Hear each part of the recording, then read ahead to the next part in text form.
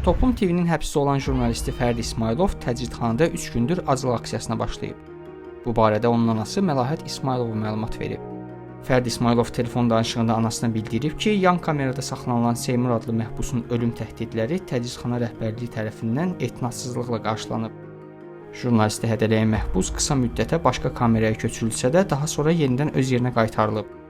Bu dəfə isə Fərdi İsmailovun kamerası dəyişdirilib.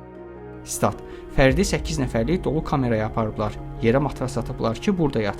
Onun ciyərində problem var. Üstəlik istilik sistemi də işləmir. Buna etiraz olaraq o yatmır. Sadəcə yerdə oturur. Statın sonu. Məlahət İsmailova onu da əlavə edib ki, oğlunun qanında şəkər azlığı problemi var və aclıq zamanı bu hal daha da şiddətlənib. Amma o aksiyanı dayandırmaqdan imtina edib. Ona Ədliyyə Nazirliyinin qaynar xətti və Ombudsman Partı tərəfindən müraciətin araşdırılacağı bildirilib. Toplum TV işi üzrə ümumilikdə 10 nəfərə qarşı cinayət işi açılıb. Onlar qaçaqmalçılıq daxil bir neçə maliyyə cinayətində ittiham olunurlar.